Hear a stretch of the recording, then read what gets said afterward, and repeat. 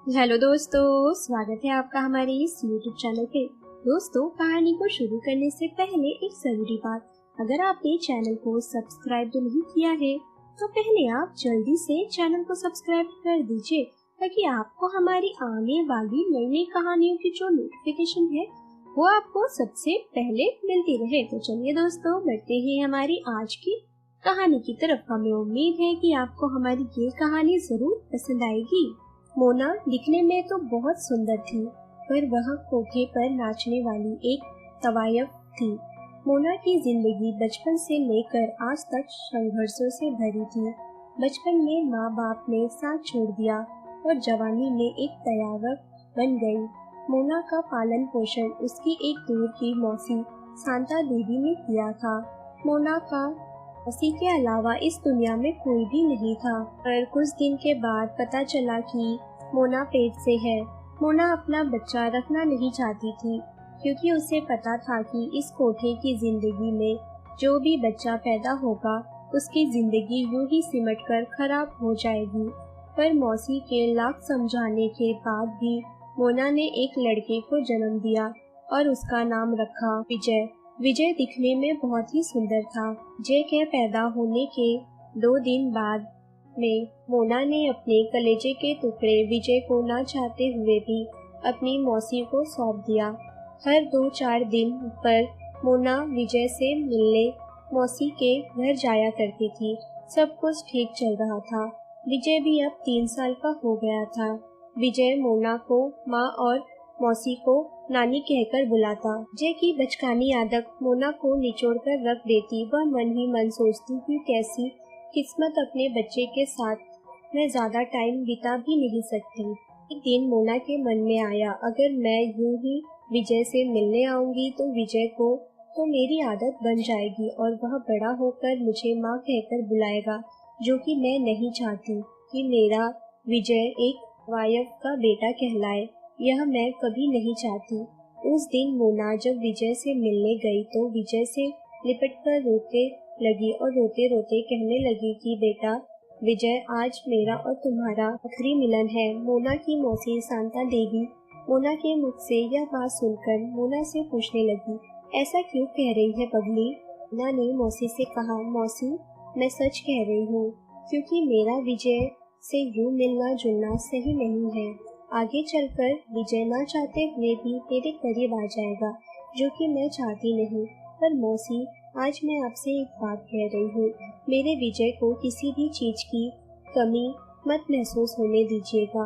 आपको जितना भी पैसा चाहिए मैं देने के लिए तैयार हूँ, और इसे पढ़ा लिखा कर एक अच्छा इंसान बनाइए और एक अच्छा इंजीनियर बनाइएगा।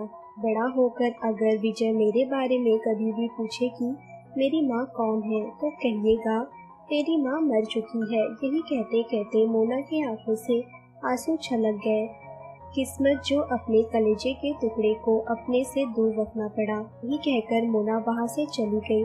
कुछ दिन बाद मोना की मौसी ने विजय का एक अच्छे से स्कूल में एडमिशन करवा दिया। मोना को जब भी विजय की याद सताती तो वह मौसी के पास फोन करके विजय का हालचाल पूछ लेती। विजय अब धीरे धीरे बड़ा हो रहा था और पढ़ने में भी वो बहुत अच्छा था। मोना यह सुनकर बहुत खुश हुई कि चलो मेरा बेटा विजय पढ़ाई में तो बहुत अच्छा है। बड़ा होने के बाद एक दिन विजय ने अपनी नानी शांता देवी से पूछा कि नानी, मेरे माँ बाप कौन हैं? शांता देवी विजय का यह बात सुनकर हिचकाते हुए बोली, बेटा विजय, तेरे माँ बाप मर चुके हैं।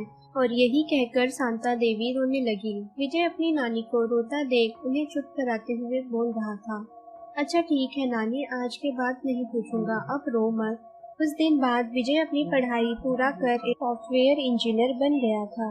ना को जब पता चला कि उसका बेटा विजय एक इंजीनियर बन गया है तो उसकी खुशी का तो ठिकाना ही नहीं रहा और वह मन ही मन सोच रही थी कि चलो मेरी मेहनत आखिरकार रंग लाई, मैं खुश रहूं चाहे ना रहूं, अब मेरी जिंदगी का क्या, पर मेरा बेटा विजय जहाँ भी रहे बहुत खुश रहे। माँ कैसी भी हो पर उसकी ममता का कोई मोल नहीं होता। एक दिन विजय की नानी शांता देवी की थोड़ी सी तबीयत खराब हो गई। विजय अपनी नानी की तबीयत खराब देखकर बहुत डर गया, क्योंकि विजय का नानी के अलावा और कोई नहीं था। विजय पास के ही एक मेडिकल स्टोर पर दवाई खरीदने गया। जब विजय मेडिकल स्टोर पर दवाई खरीद रहा था तो अचानक उसके सामने एक औरत आ गई। वह औरत और कोई नहीं, मीना थी। विजय अपनी माँ मोना को तो देखा तो कभी नहीं था, पर मोना विजय को देख पहचान गई और तुरंत अपना चेहरा दुपट्टे से ढकती। उस औरत का चेहरा ढकना विजय को थोड़ा अजीब लगा, क्योंकि आज तक विजय के साथ ऐसा वाकया कभी नहीं हुआ था। विजय जब अपने घर गया तो अपनी नानी शांता देवी को दवाई देते हुए के साथ हुए वाकया के बारे में बताया।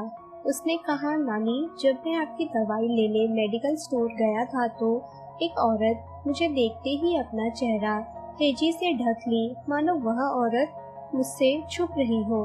पता नहीं वह औरत कौन थी, समझ में नहीं आ रहा था। शांता देवी विजय की यह बात सुनते ही समझ गई कि वह औरत कोई और नहीं बल्कि मोना ही होगी। इसलिए शांता देवी बात टालते हुए बोली, अरे बेटा, क्या परेशान हो रहा है, कोई होगी। इस बात पर विजय ने कहा, हाँ नानी, आप सही बोल रही हो, पर तू जल्दी से ठीक हो जा, तेरे सिवा मेरा इस दुनिया में है ही कौन। यही कहकर विजय अपने रूम में चला गया।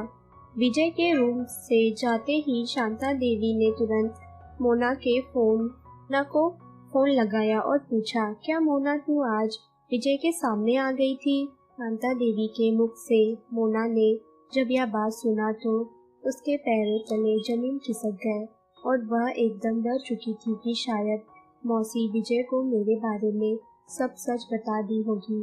और डरते डरते उसने मौसी से कहा, हाँ मौसी, मैं विजय के सामने तो आ गई थी, पर क्या विजय ने पूछा और आपने मेरे बारे में क्या सब कुछ सच बता दिया? मौसी ने कहा, अरे नहीं नहीं, तू डर मत, मैंने विजय को तेरे बारे में भी नहीं बताया, मैंने बात को संभाल लिया है। मौसी के मुख से यह बात सुनकर तो मोना को जान में जान आई और वो बोली, मौसी, मैं तो डर ही चुकी थी। मोना ने मौसी से कहा, मौसी, मेरी कैसी किस्मत, मैं अपने बेटे को जी भर कर देख भी नहीं पाई। यही कहते कहते मोना और मौसी दोनों फोन पर ही रोने लगते हैं।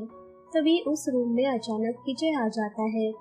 मौसी अपने आंसू पोंछते हुए तुरंत फोन भी काट देती है।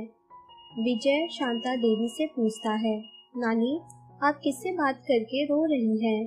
शांता देवी बात को टालते हुए कहती है कि अरे बेटा, वैसे ही किसी से नहीं। तभी विजय मौसी से कहता है कि नहीं नानी, आपको बताना ही पड़ेगा, क्योंकि मैंने आपकी सारी बातें सुन ली है। विजय तुरंत अपनी नानी का हाथ अपने हाथ पर सर रख कर कहता है, नानी, आप उसी औरत के बारे में बात कर रही थी ना, जिसने मुझे देखकर अपना चेहरा तेजी से ढक लिया था? आखिर बताइए मुझे कि वह औरत कौन है, आपको अब बताना ही पड़ेगा। शांता देवी बड़े चक्कर में पड़ जाती है कि आखिर अब वो क्या करे, क्या वो सच बताए या नहीं, कि मोना ने मना किया था। विजय के सर पर रखकर तो वह झूठ कभी बोल ही नहीं सकती, इसलिए मौसी न चाहते हुए विजय को उन्हें मोना के बारे में सब कुछ सच बताना पड़ गया। विजय अपनी माँ मोना की सच्चाई जानकर रो पड़ा और बोला, मेरी माँ जिंदा है और मेरे लिए इतनी तकलीफ उठा रही है। विजय ने अपनी नानी से कहा, नानी, कल मैं अपनी माँ मोना से मिलने जाऊंगा कि वो मेरी माँ है। आप माँ को कुछ भी मत बताइएगा कि हम लोग उनसे मिलने आ रहे हैं, वरना क्या पता वह हमसे मिले कि नहीं। कल सुबह जब विजय सोकर उठा तो अपनी नानी शांता देवी के साथ अपनी माँ मोना से मिलने चला गया। मोना जब मौसी और विजय को अचानक वहाँ पर देखी तो वो एकदम से डर गई और जल्दी से वहाँ से जाने लगी। तभी विजय अपनी माँ मोना को देखकर कहता है, हाँ, अब रुक भी जाओ, कहाँ जा रही हो? अपने बेटे से मिलोगी नहीं था मेरी माँ? यही कहकर माँ और बेटे एक दूसरे के गले लग जाते और खूब रोते। विजय रोते रोते अपनी माँ मोना से कहता है कि माँ, अब मैं आपको यहाँ पर नहीं छोड़ूंगा, अब चलिए हमारे साथ। मोना कहती है, नहीं बेटा, मैं तुम्हारे साथ नहीं जा सकती, अगर मैं तुम्हारे साथ जाऊंगी तो तुम्हारी जिंदगी भी बर्बाद हो जाएगी। लेकिन विजय अपनी माँ को खोना नहीं चाहता था, इसलिए विजय अपनी माँ से कहता है कि नहीं माँ, आप ऐसा क्यों बोल रही हो? माँ के चरणों में तो जन्नत है, और वह भी आप जैसी माँ। आप जैसी माँ को पाकर मैं बर्बाद नहीं बल्कि आबाद हो जाऊंगा। आप प्लीज मेरे साथ चलो माँ। अपने बेटे का इतना प्यार देखकर मोना ना चाहते हुए भी विजय के साथ चली जाती है। फिर एक माँ को उसका बेटा और एक बेटे को उसकी माँ मिल भी जाती है। दोस्तों, ये थी हमारी आज की कहानी। अगर आपको हमारी ये कहानी पसंद आई हो तो कहानी को लाइक करना ना भूलें। हमारी कहानी पसंद आई हो तो कहानी को लाइक और शेयर जरूर करना दोस्तों। और अगर आपने अभी भी चैनल को सब्सक्राइब नहीं किया है तो पहले आप जल्दी से चैनल को सब्सक्राइब कर दीजिए, ताकि आपको हमारी आने वाली नई नई कहानियों की जो नोटिफिकेशन है वो आपको सबसे पहले मिलती रहे। तो चलिए दोस्तों, फिर मिलेंगे अपनी एक और आने वाली नई कहानी के